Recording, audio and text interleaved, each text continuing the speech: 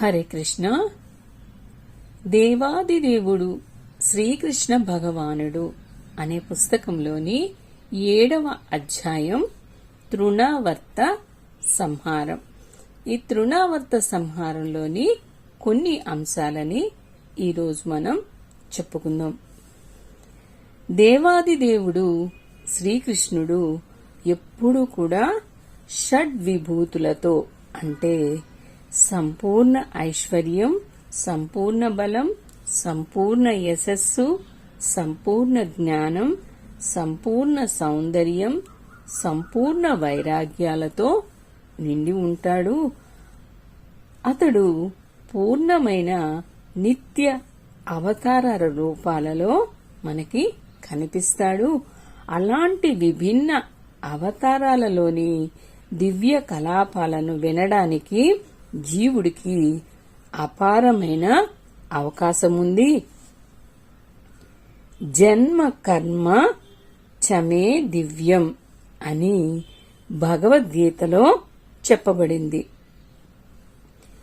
భగవంతుని యొక్క లీలలు, భగవత్ కలాపాలు ఇవన్నీ కూడా భౌతికమైనవి కావు. అవి భౌతిక భావనకి అతీతమైనవి. అలాంటి అసాధారణ కలాపాలని వినడం ద్వారా జీవుడు పరమ లాభాన్ని పొందగలుగుతాడు. శ్రవణం అనేది కేవలం వినడం ద్వారానే దివ్య స్వభావాన్ని జాగృతమనర్చుకోవడం అని అర్థం. ఈ కథ, నాటకాలు, నవలల రూపంలో మనిషి వాటి గురించి వినడంలో, ఇతరుల గురించి తెలుసుకోవడంలో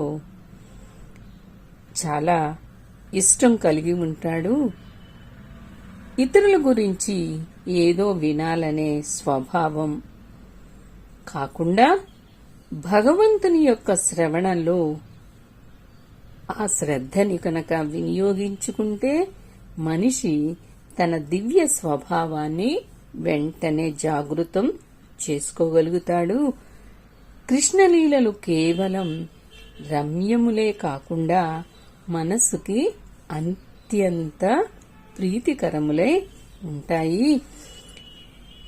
ఎవరైనా భగవంతుడి యొక్క లీలలను వింటే ప్రకృతితో సుదీర్ఘమైన సాంగత్యం వలన హృదయంలో మనకెప్పటి నుంచో పోగుపడిపోయి ఉన్న ఆ కల్మషమంతా కూడా పోతుంది.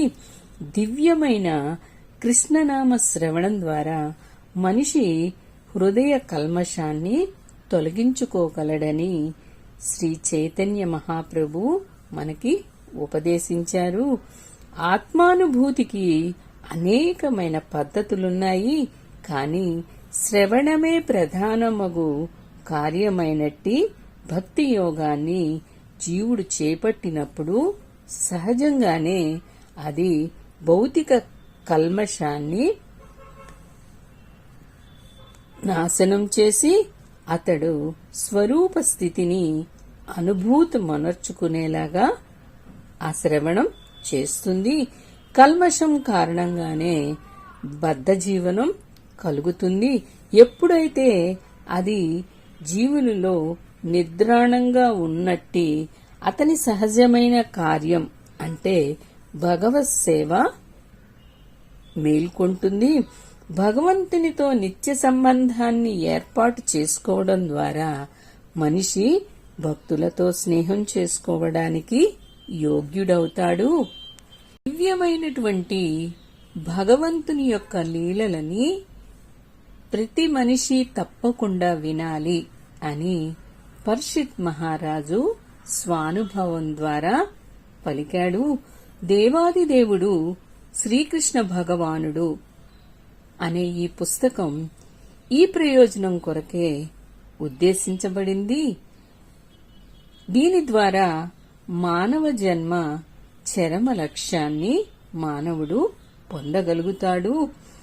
కరుణ చేతనే భగవంతుడు ఈ భౌతిక జగత్తులో అవతరించి సామాన్య మానవుల్లాగా కలాపాలని ప్రదర్శిస్తాడు. దాన్ని చూసి నిరాకారవాదులు, నాస్తికులు శ్రీకృష్ణుడు తమ వంటి సాధారణ వ్యక్తేనని భావించి అతనిని హేళన చేస్తారు.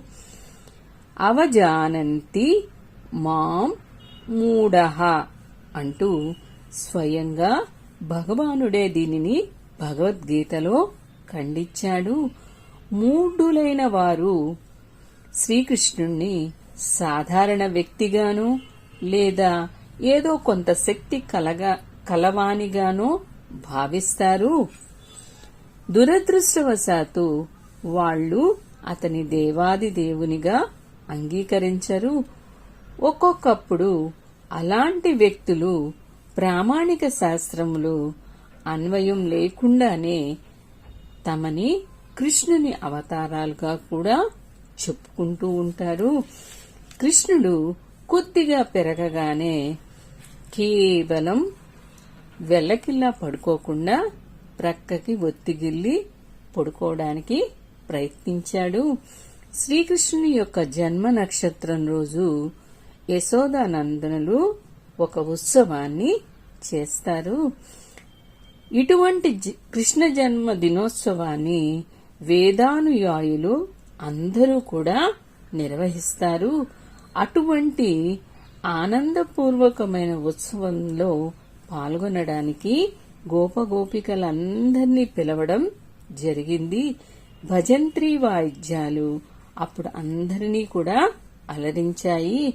బ్రాహ్మణులు వచ్చి శ్రీకృష్ణుని యొక్క శుభం కొరకు వేద మంత్రోచ్చారణ చేశారు.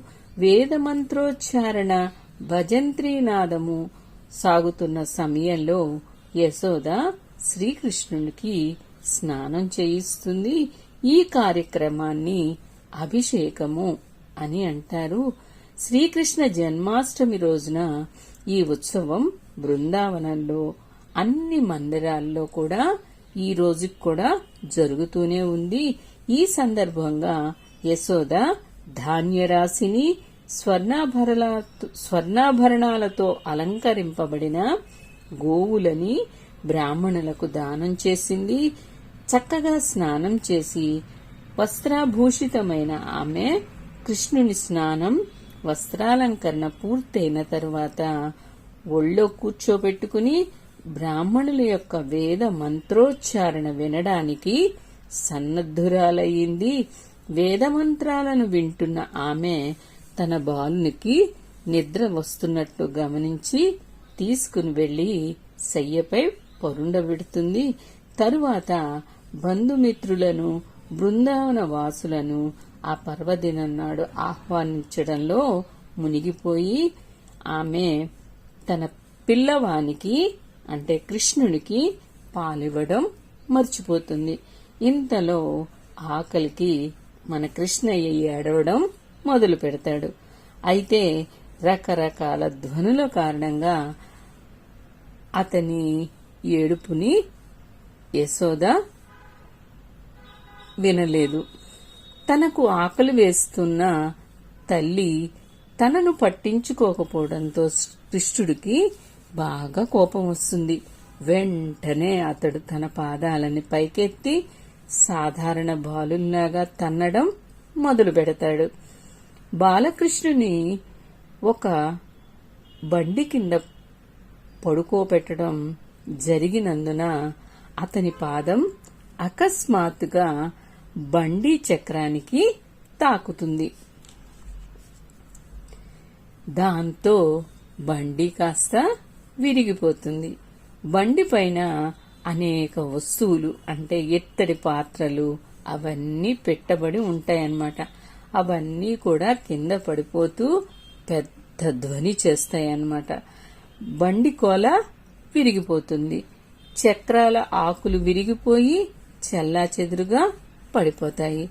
బండి తనంతట తానే ఏ విధంగా విరిగి పడిందంటూ యశోదాది గోపికలు, నందాది గోపులు అందరూ కూడా ఆశ్చర్యపడతారు. ఉత్సవానికి వచ్చిన స్త్రీ పురుషులందరూ కూడా అక్కడ గుమిగూడి బండి ఏ విధంగా విరిగి ఉండొచ్చునోనని ఒకళ్ళకొకళ్ళు అనుకుంటూ ఉంటారు. అయినా అసలైన కారణాన్ని వాళ్ళు నిర్ణయించలేకపోతారు. కాని శ్రీకృష్ణుడు బండి చక్రాన్ని తన్నిన కారణంగానే అది జరిగిందని అక్కడ ఉన్న బాలురు అందరికీ చెప్తారన్నమాట. అది తమ కళ్ల ముందే జరిగిందని వాళ్ళు అందరికీ చెప్తూ ఉంటే అందులో సందేహం లేదని తేల్చి చెప్పారు కొంతమంది. కానీ కొంతమంది ఆ బాలురు మాటలను వింటున్నప్పటికీ ఇంకొందరు మాత్రం ఆ మాటల్ని ఎలా నమ్మగలం అని అనేస్తారు. సర్వశక్తిమంతుడైన దేవాది దేవుడే అక్కడ శిశువు రూపంలో పడుకుని ఉన్నాడని, అతడు ఏదైనా చెయ్యగలడని గోపగోపికలు తెలుసుకోలేకపోతారు. సాధ్యం అసాధ్యం రెండూ కూడా దేవదేవుని యొక్క శక్తి పరిధిలోనే ఉంటాయి. ఈ బండి ఎలా విరిగిపోతుంది అనే చర్చ జరుగుతూ ఉంటుంటే బాలకృష్ణుడు ఏడవడం మొదలు పెడతాడు. ఏమాత్రం కూడా ఆలస్యం చేయకుండా యశోద తన బాలుని ఒళ్ళోకి తీసుకుని దుష్టగ్రహ నివారణకి బ్రాహ్మణులచే వేద మంత్రోచ్చారణ చేయిస్తుంది. అదే సమయంలో ఆమె బాలునికి స్తన్యమిస్తుంది. శిశువు తల్లి స్తన్యం చక్కగా పానం చేస్తే అతడు గండం నుంచి బయటపడినట్లే అని అర్థం అన్నమాట.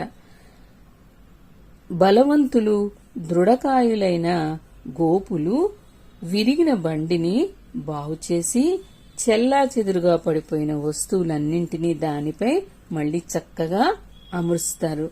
ఆ తర్వాత బ్రాహ్మణులు పెరుగు, వెన్న, జలముతో భగవత్ అర్చనం చేసి పిల్లవానికి మంగళం చేకూరేటట్లు చేస్తారు.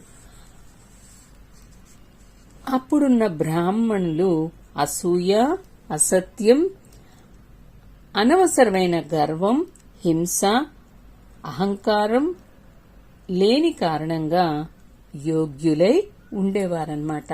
అప్పటి రోజుల్లో ఆ బ్రాహ్మణులు ఆ విధంగా వాళ్ళందరూ కూడా ప్రామాణికులైన కారణంగా వారి దీవెనలు నిష్ఫలం అయ్యేవి కాదనమాట. ఎందుకని? వాళ్ళందరూ కూడా మంచి మనసు కలిగి ఉండేవాళ్లు కాబట్టి వాళ్ల దీవెనలు చక్కగా ఫలించేవి. వారి యందు దృఢమైన విశ్వాసంతోనే నందుడు తన పిల్లవాణిని ఒడిలోకి తీసుకుని రుక్, యజుర్, సామవేద మంత్రోచ్చారణ జరుగుతుండగా ఓషధీయుక్తమైన జలంతో స్నానం చేయిస్తాడు నందుడు.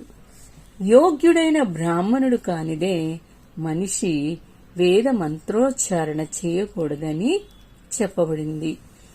బ్రాహ్మణులందరూ అప్పుడు సకల బ్రాహ్మణ యోగ్యులై ఉండేవారని ఇక్కడ నిదర్శనం మనకి కనిపిస్తోంది. నందుడు కూడా వారి మీద పూర్ణ విశ్వాసాన్ని కలిగి ఉంటాడు. అందుకే అనుష్ఠాన నిర్వహణకు వారిని వేద మంత్రోచ్చారణ చేస్తారు. వివిధ ప్రయోజనాల కొరకు నానా రకాలైన యజ్ఞ విధులు చెప్పబడ్డాయి. కాని వాటన్నింటిలోనూ యోగ్యులైన బ్రాహ్మణులే మంత్రోచ్చారణ చెయ్యాలి.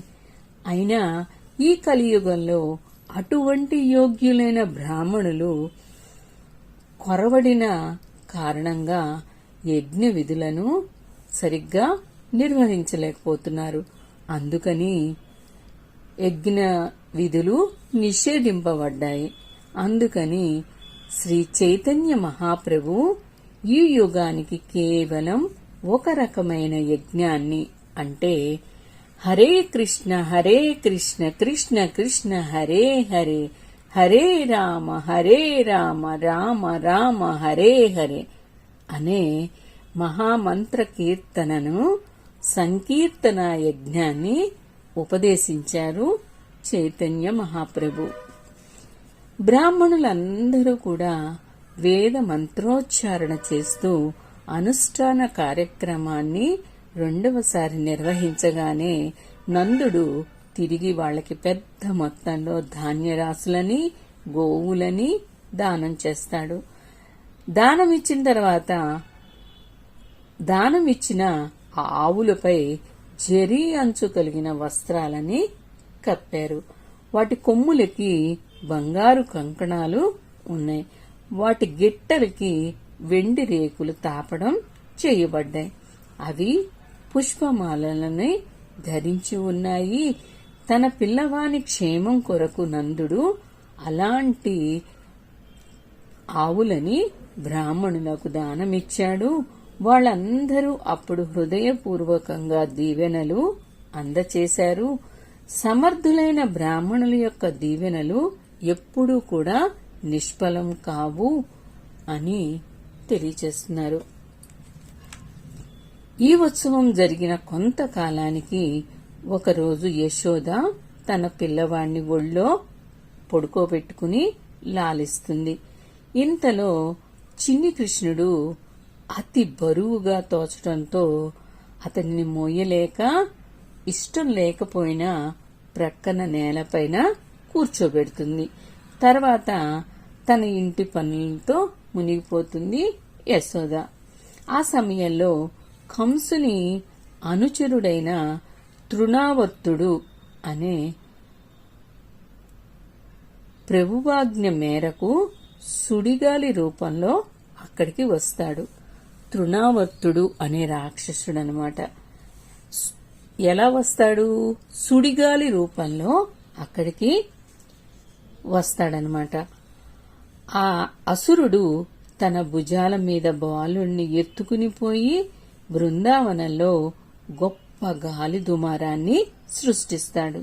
దానితో ఎవ్వరూ కనిపించరన్నమాట.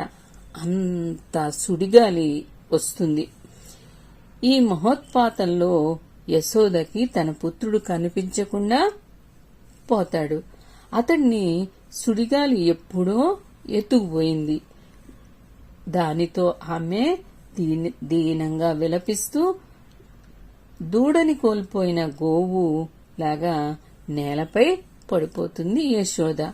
యశోద ఆ రకంగా ఏడుస్తున్న సమయంలో వెంటనే గోపికలందరూ వచ్చి బాలుని కొరకు వెతకటం మొదలు పెడతారు. అయినా బాలుడు కనిపించకపోవడంతో వాళ్ళందరూ కూడా నిరాశ చెందుతారన్నమాట.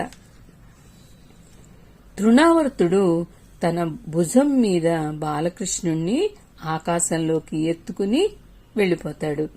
అయినా ఆ బాలుడు అకస్మాత్తుగా బరువు పెరగడంతో వాడు ముందుకు వెళ్లలేకపోతాడనమాట. తృణావర్తుడు సుడిగాలి కలాపాలను వాడు ఆపవలసి వస్తుంది. ఎందుకంటే పిల్లవాడు బరువు ఎక్కువగా ఉందన్నమాట.